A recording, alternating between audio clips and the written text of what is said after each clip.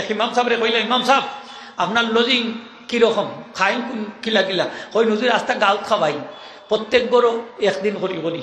আমি বলতো তো খানি খুব মজা হয়। বলে যে হুজুর খুব মজা হয়, গরিবও খাবাই তো চেষ্টা করি, বালা খাবাইবার চেষ্টা করি। আমি কইলাম আপনার 12:30 বাজে গেছে। বলে কিলা বাজছে?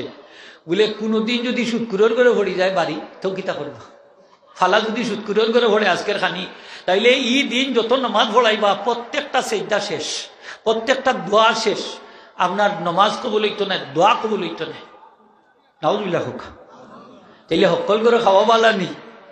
হারাম কুরর করে খাইলা, হারাম খাইয়া নমাজ পড়াইলা, নমাজ কবুল হইব নি? দোয়া কবুল হইব নি? হইতো না। সকল করে খাওয়া বালা নি? বালা নাই।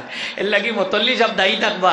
মতল্লি সাহেব উচিত হইল ইমাম সাহেবরে হেফাজত করা, বালা গরো খানিটা ফালানি তানোর হালাল যে খায় তার গরো মুত্তাকি আল্লাহওয়ালা নমাজি মানুষের গরো তার খানিটা দিতা।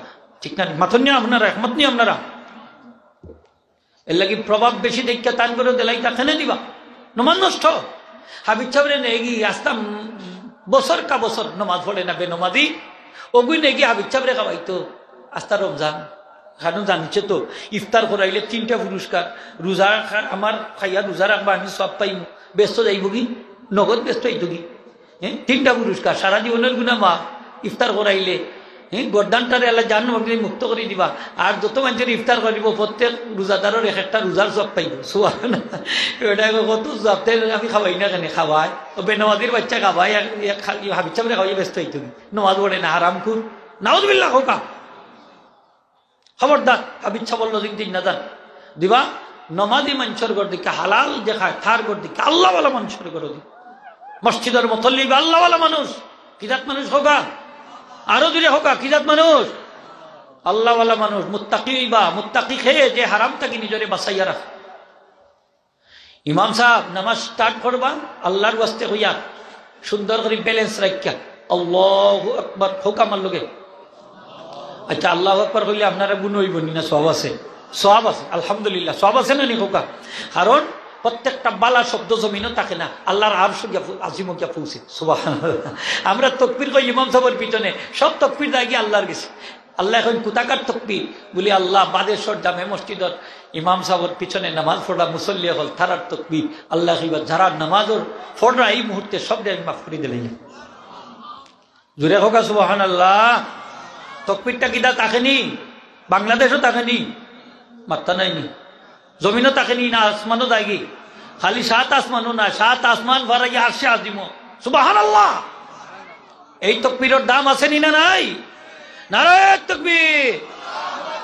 এই আল্লাহু আকবারের দাম আছে নি না নাই? আছে। তাকবীরটা গুরুত্ব দিয়া দেন যান ইমাম সাহেবের পিছনে।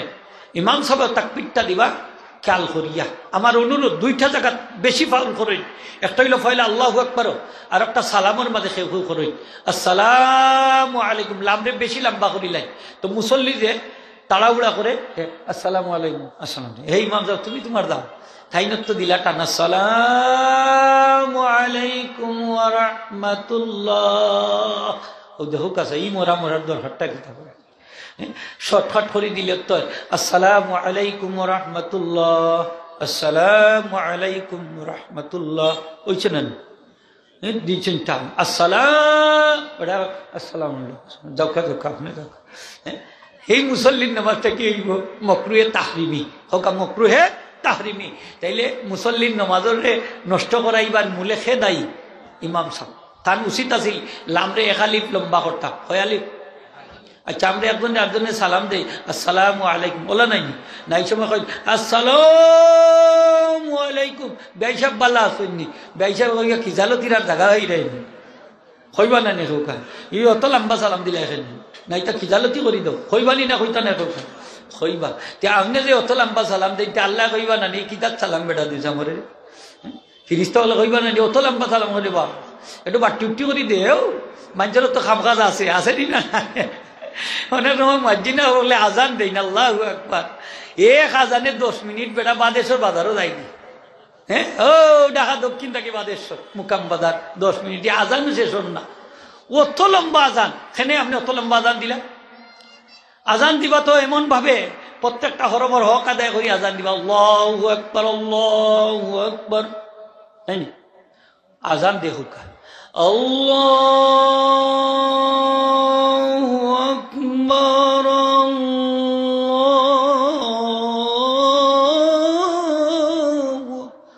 বাপ রে বাপ, দেই না ও তো লম্বা আজান বেটা, তো জবাব দিতে দিতে হেরান। আমার নবীজি ফরমাইছেন ইযা সামি'তুমুন নিদাআ ফাকুলু মিসলা মা ইয়াকুলুল মুআদ্দিন সুম্মা সাল্লু আলাইয়া। যখন মুয়াজ্জিন সাহেব আজান দিবা তুমি শুনবা, তুমিও মুয়াজ্জিন সাহেবের যেরকম শব্দ উচ্চারণ করেন ওই শব্দ দিয়ে উত্তর দিবা, আর আমি নবীজির উপরে দুরূদ শরীফ পড়বা। তারপরে কইবা আল্লাহুম্মা রাব্বা হাযিহিদ দাওয়াতি তাম্মা। যারা এইভাবে দোয়া করবায়, আজানোর জবাব দিবায়, দুরূদ শরীফ পড়বায়, দোয়া করবায়, তাদের প্রত্যেকের জন্য আমি নবীজির শাফাত ওয়াজিব হয়ে যাবে। প্রত্যেকের জন্য নবীজির শাফাত ওয়াজিব হয়ে যায়। নবীজি ফরমাইছে। তাইলে আপনি অনেক মানুষ ব্যস্ত, আজান বাদে হাজত ছাড়া লাগে, অজু করা লাগে, আসেনি না নাই, এরপরে সুন্নত পড়া লাগে, বহুত কাজ। বেটার এক আজানে 15 মিনিট সময়, 15 মিনিটের 10 মিনিট খাইছে, রয়েছে 10 মিনিট, হাজত ছাড়ছে 5 মিনিট। আচ্ছা অজু করলো, মসজিদে সুন্নত পড়তো কোনবেলা? হাসি মাতুক আপনার আমার লোক জবাব দুঃখ। এক সাহাবি নমাজ পড়াইলা, এই ইমাম সাহেব এন কিতা কোকা, তাও ছোট মোটো ইমাম না, নবীজির সাহাবি মুআদ ইবনে জাবাল রাদিয়াল্লাহু আনহু, জলিলুল কদর সাহাবি। মুআদ রাদিয়াল্লাহু নবীজি বড় পছন্দ করতাম, মহব্বত করতাম। সুবহানাল্লাহ। এশার নামাজ পড়াইরা সূরা বাকারা দি, কোন সূরা? 286 আয়াত, লম্বা সূরা নাই নিকুনা দেরি করে সূরা বাকারা দিয়ে শুরু করছে।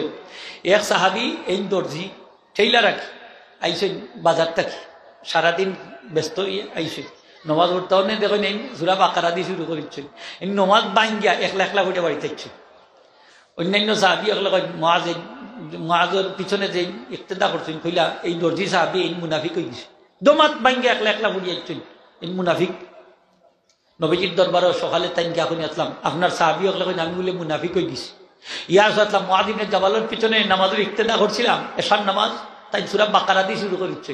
ইয়া আসলাম আমি খুব শ্রমিক মানুষ, কর্মক্লান্ত, সারাদিন টায়ার্ড হইয়া আইছি, খামটাম করিয়া বাজার থাকি, এশার নামাজ আমি সূরা বাকারা দিয়ে পড়ার মতো ধৈর্য আমার নাই, ই শক্তিও আমার, তাকত আমার নাই, এর লাগে আমি বাঙ্গে একলা একলা ঘুরিয়াছি।